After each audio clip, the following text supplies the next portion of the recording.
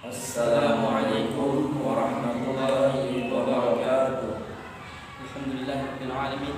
Wassalatu wassalamu ala asyrafil anbiya'i wal mursalin sayyidina wa maulana Muhammadin wa ala alihi wasallam. Segala puji atas kehadiran Allah Subhanahu wa taala yang telah melimpahkan rahmat, taufik serta hidayah-Nya sehingga kita dapat berkumpul bertatap muka dan bersenyum pada hari ini.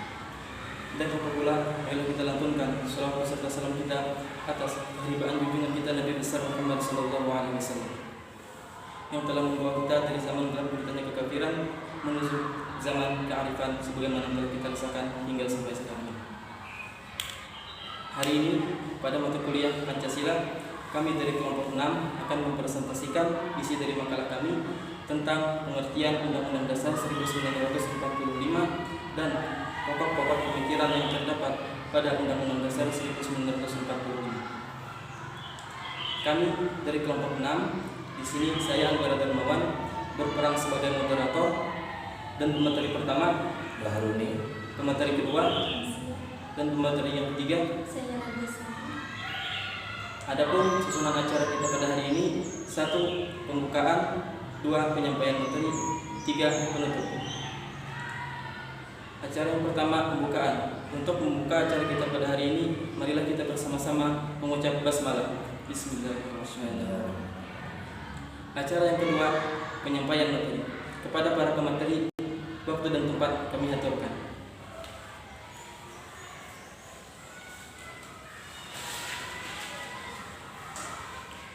Baiklah, saya nama Baharuni akan menyampaikan materi pertama, yaitu pengertian Undang-Undang Dasar 1945. Undang-Undang Dasar Negara adalah peraturan perundang-undangan yang tertinggi dalam negara dan merupakan hukum dasar negara tertulis yang mengikat, berisi aturan yang harus ditaati. Hukum dasar negara meliputi keseluruhan sistem ketatanegaraan yang berupa kumpulan peraturan yang membentuk negara dan mengatur pemerintahannya. Undang-Undang Dasar merupakan dasar tertulis.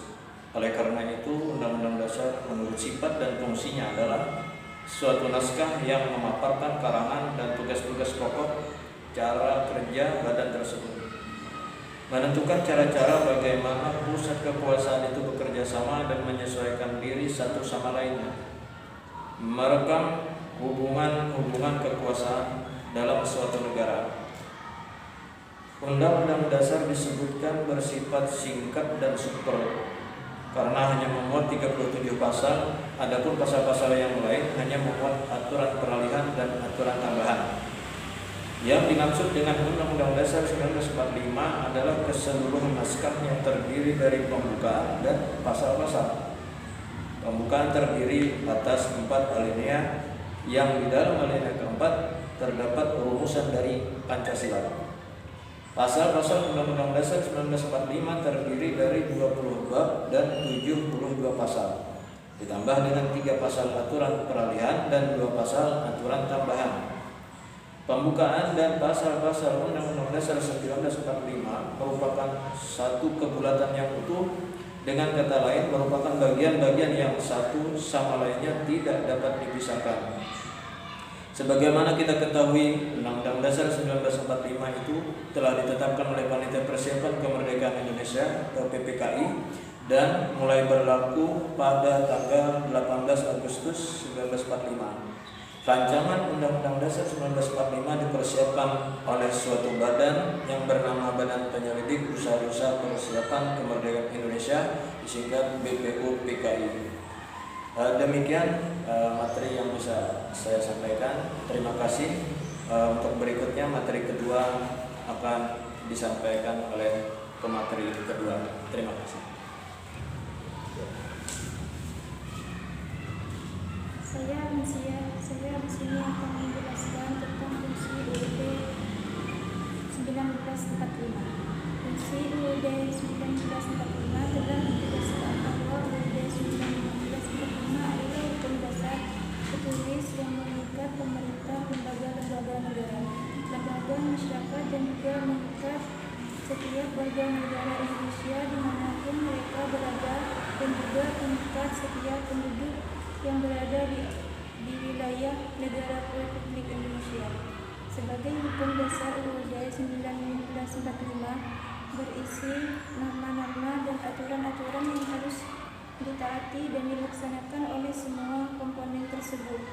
Di atas UUD 1945 bukanlah hukum biasa, melainkan hukum dasar, yaitu hukum dasar tertulis. Dengan demikian, setiap hukum seperti undang-undang, peraturan pemerintah, peraturan presiden, atau bahkan setiap tindakan atau kebajikan pemerintah haruslah berlandaskan dan bersumber pada peraturan yang lebih tinggi, yang pada akhirnya bersumber pada aturan perundang-undangan tersebut harus dapat dipertanggungjawabkan sesuai dengan ketentuan UUD 1945. Dan pedoman adalah Pancasila sebagai sumber dari segala sumber hukum negara. Dalam kedudukan demikian itu, UUD 1945 adalah kerangka tata aturan perundang atau hierarki peraturan perundangan di Indonesia menempati kedudukan yang tertinggi. Dalam hubungan ini, UUD 1945 juga mempunyai fungsi sebagai alat kontrol dalam pengertian UUD 1945 mengontrol apakah norma hukum yang lebih rendah sesuai atau tidak dengan norma hukum yang lebih tinggi. UUD juga berperan sebagai pengatur bagaimana kekuasaan negara disusun sebagai dan dilaksanakan. Selain itu, UUD 1945 juga berfungsi sebagai penentu hak dan kewajiban negara, aparat negara, dan warga negara. Penjelasan selanjutnya akan disampaikan ke materi ketiga. Baiklah, saya Nadia pemateri ketiga. Pokok-pokok pemikiran UUD 1945 yaitu pokok pikiran pertama, negara mengatasi segala paham golongan, mengatasi segala paham persoalan. Negara menurut pengertian ini menghendaki persatuan meliputi segenap bangsa Indonesia. Seluruhnya inilah suatu dasar negara yang tidak boleh dilupakan. Pengurusan ini menunjukkan pokok pikiran persatuan dengan pengertian yang lazim negara penyelenggara negara dan setiap penyelenggara wajib mengutamakan kepentingan negara di atas kepentingan golongan maupun perseorangan. Selanjutnya, pokok pikiran kedua, negara tidak mewujudkan keadilan sosial bagi seluruh rakyat. Ini merupakan pokok pikiran keadilan sosial yang didasarkan pada kesadaran bahwa manusia Indonesia mempunyai hak dan kewajiban yang sama untuk menciptakan keadilan sosial dalam kehidupan masyarakat. Selanjutnya, pokok pikiran ketiga yang terkandung dalam pembukaan UUD 1945, negara yang berkedaulatan rakyat berdasarkan atas kerakyatan dan pemusyawaratan perwakilan. Karena itu, setiap negara yang termasuk dalam Undang-Undang Dasar harus berdasarkan kedaulatan rakyat dan berdasar atas pemusyawaratan perwakilan. Jadi, Indonesia adalah negara demokrasi yang berasaskan dari rakyat, oleh rakyat, untuk rakyat. Yang keempat, pokok pikiran keempat yang terkandung dalam pembukaan negara berdasarkan ketuhanan yang Maha Esa. Menurut dasar kemanusiaan yang adil dan beradab, Undang-Undang Dasar harus mengundang isi mewajibkan pemerintah dan penyelenggara negara yang lain untuk memelihara budi pekerti manusia yang luhur.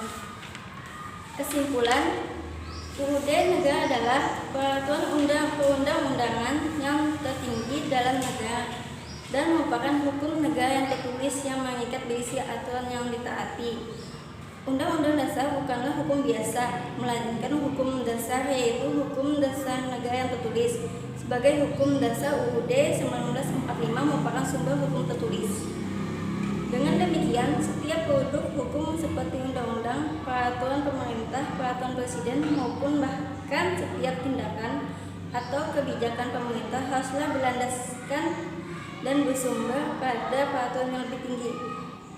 Pada akhirnya, semuanya peraturan perundang-undang tersebut harus dapat dipertanggungjawabkan sesuai dalam ketentuan UUD 1945.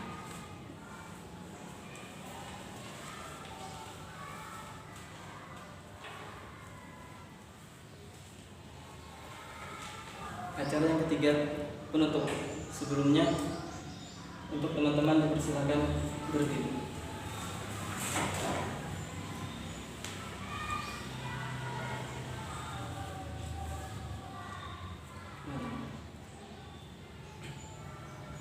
Untuk menutup acara kita pada hari ini, marilah kita bersama-sama mengucap hamdalah. Alhamdulillahirabbil alamin. Sebelumnya, kami dari kelompok 6 memohon maaf jika pada presentasi tadi terdapat kesalahan serta kekurangan. Sekian dari kami. Assalamualaikum warahmatullahi wabarakatuh.